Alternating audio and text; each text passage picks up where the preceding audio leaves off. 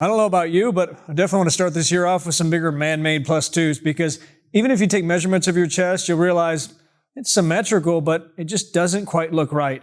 And that's because chest is one of those muscles that really benefits the overall look of your physique when it's overdeveloped. We're going to start off by going over a critical mistake I was making recently that if I would have continued, those workouts would have been a complete waste. On top of that, go over some other exercises you're going to really connect with, but most importantly, put some size on those chesticles. Let's get after it.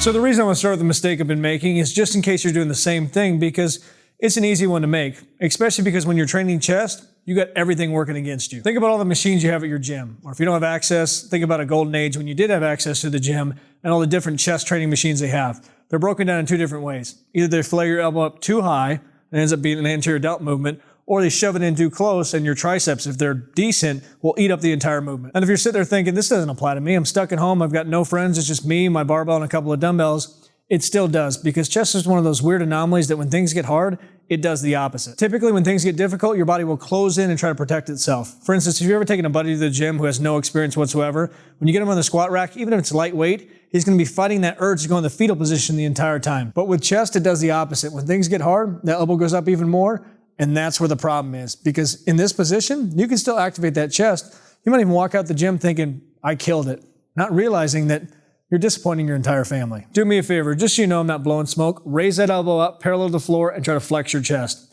You'll notice there's a contraction, but a weak one. Now do that same thing and drop your elbow down. You'll see you have a better mind-muscle connection. It's easier to flex. It's just better overall. You're probably sitting there thinking, wow, my dream of being called on stage to pop my pecs at a Taylor Swift concert might actually come true.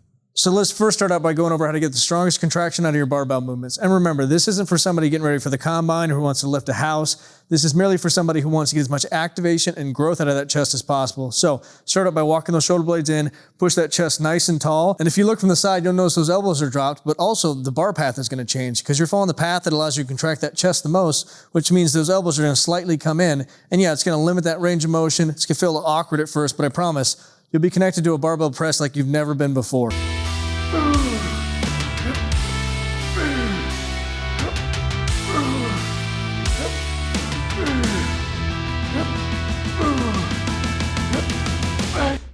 And now we can take that same concept over to dumbbells and really f some shit up, because now we're not limited by horizontal movement, but also you can rotate that wrist, change the angle of your wrist, and wrap that arm around your body in a way that's going to contract that chest like nothing else. It almost brings a tear to your eye. You might find that just being consciously aware where your elbows are throughout the movement and making sure you're getting the best possible contraction is a good enough improvement for your dumbbell presses. Or you can be a greedy, horrible person like myself and think, how can I get more? And for me, sometimes it's just as simple as rotating those wrists on the way up that allows me to drive those elbows closer to my body to contract that chest even harder.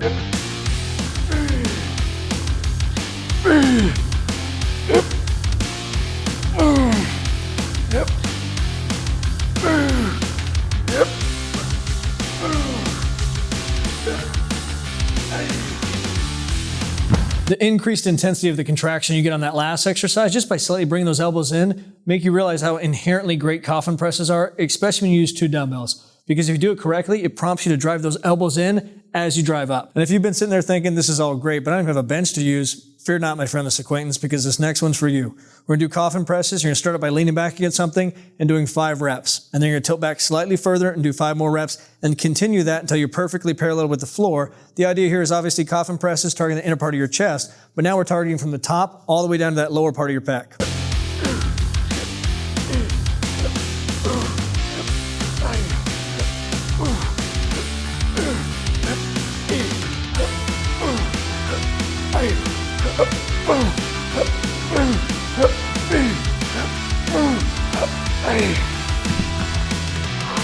If you like this video, you'll love this other one I did on chest. Also just another one of my favorites. Make sure you subscribe, hit the notification bell, share it with your grandma. I'm sure she'd be glad to know that you figured out that she's disappointed in you. And most importantly, get after it, get growing. Talk to you soon.